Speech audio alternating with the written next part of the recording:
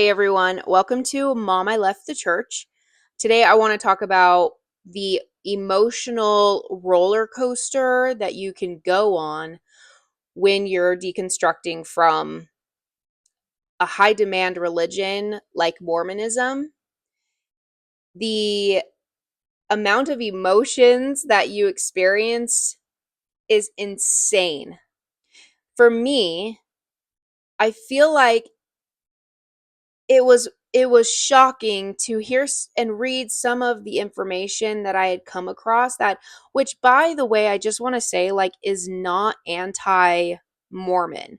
Like, this is the information that I came across is not anti. It's truthful. It's history that the church just doesn't really talk about, or they do talk about it but not like fully, it's just so I feel like for me, my first emotion learning that Joseph Smith was a treasure hunter and him being arrested for fraud, it really got me because I didn't know this. This was not something that they teach in Sunday school or young men and young women's. Like they don't teach this in primary.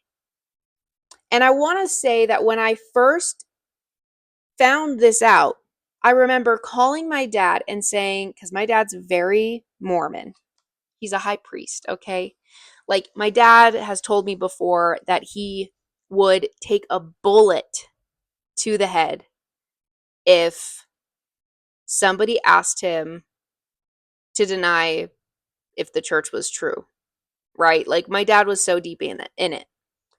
And I remember calling him and saying, Dad, did you hear this? Like, did you hear that? Like, there's actual court documents of Joseph versus the people. And like,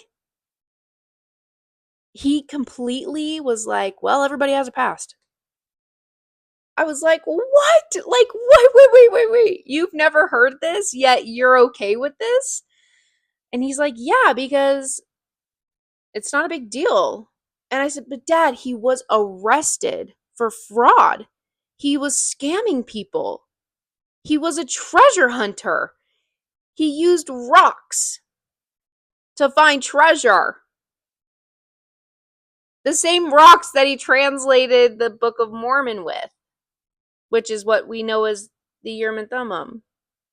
And he was in complete denial of it. Like, he was okay with the fact that Joseph had done these things, but in denial in the fact that, like, this is a big deal. It was shocking to me.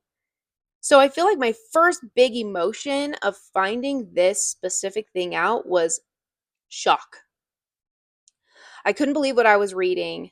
And I remember my husband, who was not active at all when we met. In fact, his story is crazy. He went to, I'll tell it really quick. So a couple years before we met, he went to take his names off the records and went through his bishop to do it. And his bishop had known him basically his whole life. Well, I go in as his new wife into the ward, and my husband's not there because he's not active. Okay, and my new bishop, the bishop that was signed the papers for my husband's names to be taken off the records, tells me that he didn't sign the papers because he had always hoped that my husband would go back to church. Isn't that terrible? So when I first met him, to his knowledge, he was no longer a member, but his names were still on the record. And so that was shocking for all of us. But he was the one that introduced me to the CES letter, which I totally recommend. There's a lot of people that are kind of against it, which I'm not quite sure why, but I don't know, I find it really fascinating because a lot of the information in it is it's shocking. Another good one is Letter for My Wife.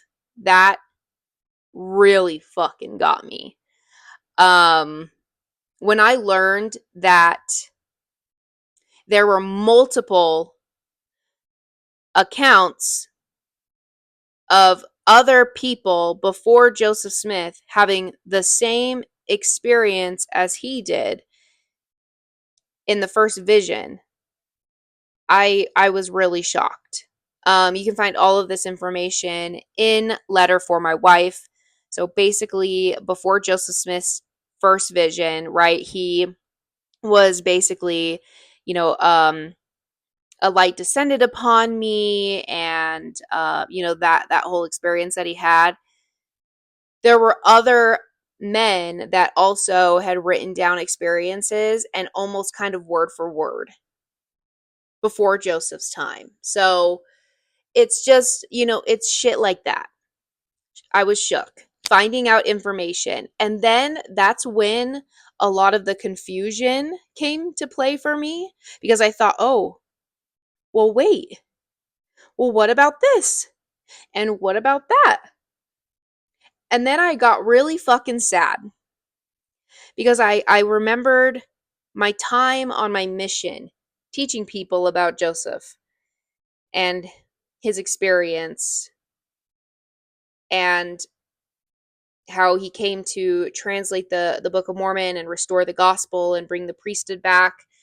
I mean, I started to feel really guilty, because I thought, oh my gosh, like I had 12 baptisms on my mission between Boise, Idaho, and New Mexico. Um, so some of you may know, I was kicked off of my mission a year after I was out for making out with my district leader. And so I not only served a year in Boise, but when I was home for 6 months, they were like, do you want to go back out? I said, yes. They said, where do you want to go? I said, I want to go to Temple Square. Well, they didn't send me to Temple Square. They sent me to like the freaking desert, Farmington, New Mexico. So I finished the last 6 months of my mission in New Mexico. And I remember just feeling like, oh my gosh, all those people that I taught and I helped, like it really wasn't. And I started to feel sad. And then I started to get really angry. And I was angry mostly at my parents, because I had felt betrayed, that they were basing all of their information off of what their parents had told them.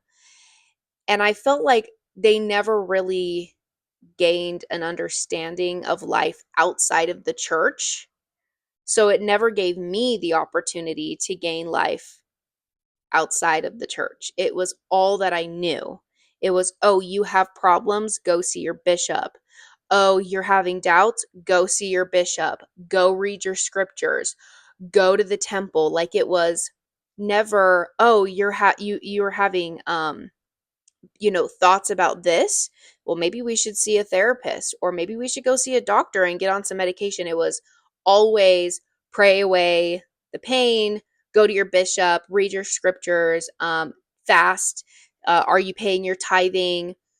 And it just kind of felt, I just started to feel really angry inside about it all. And so the emotional roller coaster that somebody can go on after leaving the Mormon church is so much and so different for every person. And it really bothers me when I see a comment on my social media from a member of the church who will say, oh, this is your whole personality being ex Mormon. It is. It really is, because it was my whole fucking life. Like, I can't help it. Every thought that I ever had was always aimed towards the church. It was so confusing to realize that the church I was raised in and I really loved, like genuinely loved sharing the gospel with people I knew. I was a proud Mormon.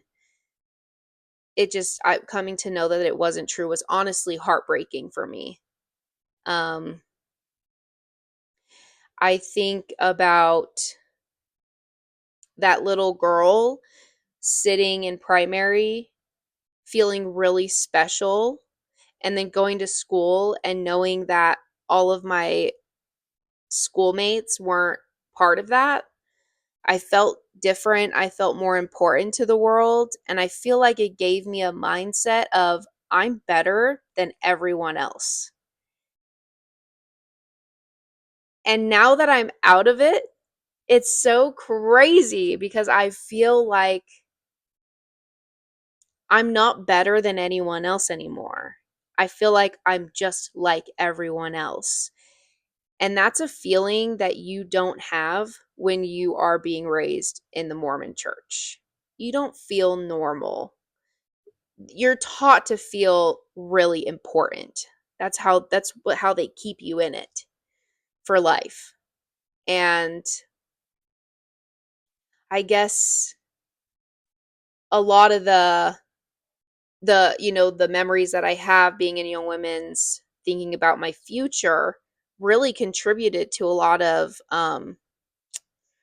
not dissatisfaction, but I guess a lot of guilt for not going through with it because I didn't marry in the temple. I was endowed because I served a mission, but I I was planning on that.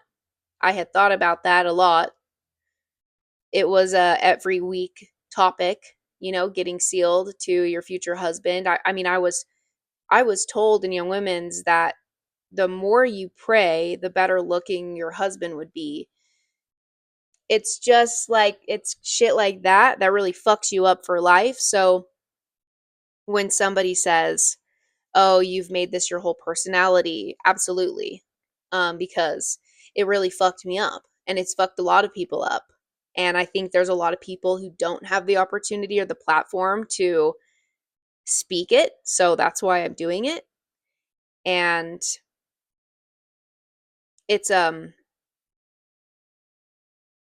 it's a very individual experience leaving. Not everybody leaves for the same reasons. Um Not everybody has to. I left because none of it's true. The Book of Mormon is absolutely garbage. There is no real information, there is no evidence. And I'm sorry if you believe it and you love it. I'm happy that you're okay with not really knowing, but still dedicating your whole entire life to it. I'm actually sorry that you feel that that's how you want to live your life, but this is how I want to live mine, speaking my truth, talking about it, and bringing awareness to the fact that it's not true. Um, it's a lot. It's a lot to leave the church. And so if you're Mormon and you're listening to this and you have family members or friends or coworkers, whoever, who may be leaving too, just let them, because they're going to be so much happier. I don't know any ex Mormons that are like, oh, why did I ever leave? There is a podcast called the Comeback Podcast, and I've talked about this before. And this is so interesting to me because people on this podcast will go on. They've left the church and then they go back, right? So they talk about their experience. And I've said this before, but you cannot say that you're a full on ex Mormon and then go back to the church. It's not possible. You fully, truly never actually not believed. Like you didn't really leave because you can't. Once you know that the Book of Mormon is crap and that Joseph Smith was who he was, you cannot reverse that. It's not possible. Cut people slack when they are going through a deconstruction, especially with the Mormon church, because it is a mental process. It is so hard.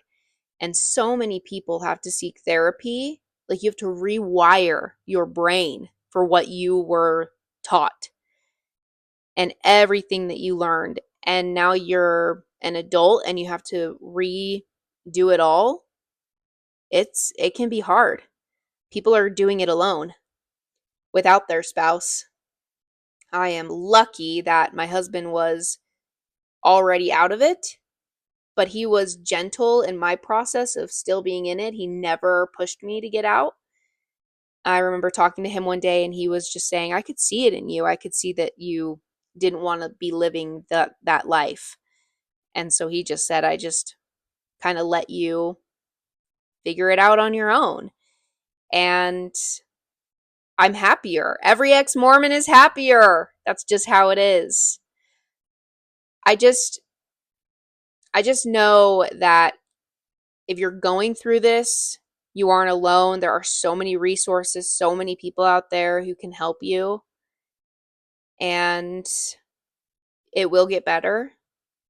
And the emotional roller coaster that you're going to go on is normal, and that's what's going to help you even more through your process is going through all of those emotions. So hang on tight. You're going to get through it. It's all going to be okay. And I wish you nothing but happiness as you come to realize that it's all just nothing. And I'm sorry too, because I know what that feels like. It sucks and it's scary. How are your parents going to react? How are your aunts and uncles and family and, your friends going to react? But just stay true to yourself. And you're going to shine once you leave. Everyone usually does. So, on that note, hang in there. I understand you're not alone. And I guess that's it. That's all I have to say about that. Enjoy that roller coaster because it's going to take you to that final destination of true happiness.